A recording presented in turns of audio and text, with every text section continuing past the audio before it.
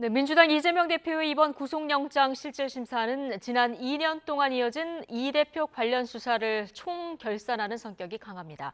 이 대표는 검찰 수사를 정치검찰의 조작 수사라고 비난해왔지만 검찰은 이 대표가 권력형 토착 비리의 전형이라며 한치도 물러서지 않았습니다. 계속해서 임성호 기자입니다.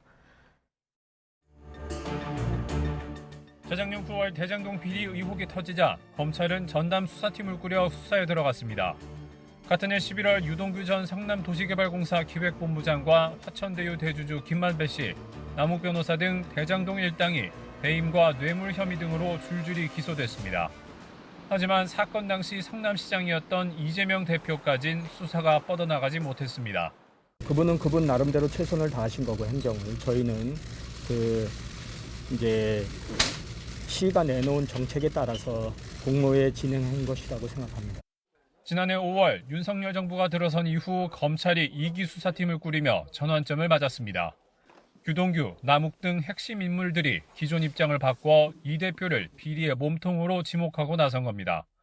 배신감일 수도 있는데 제가 좀 착각했다는 생각이 많이 들었습니다.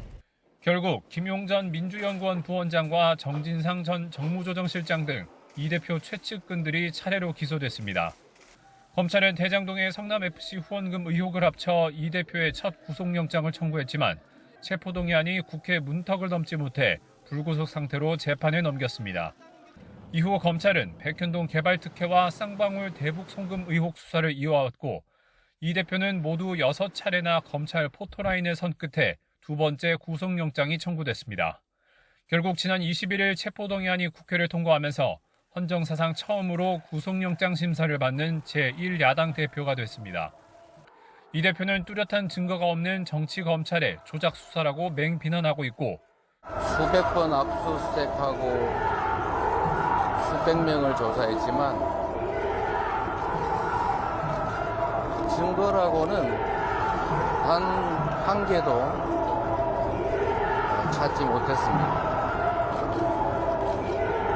그 이유는 사실이 아니기 때문입니다. 검찰도 이 대표가 권력형 토착 비리와 정경유착의 전형이라며 한치도 물러서지 않고 있습니다. 양측이 명운을 건 외나무다리 혈투를 벌이는 가운데 영장 심사 결과에 따라 한쪽은 치명상이 불가피합니다. 영장이 발부될 경우 이 대표는 한순간에 비리 정치인이란 오명과 함께 모든 정치적 자산을 잃게 되지만 반대로 기각된다면 지난 2년간 이 대표를 정점으로 한 검찰 수사의 정당성을 놓고 후폭풍이 거셀 것으로 보입니다. YTN 임성호입니다.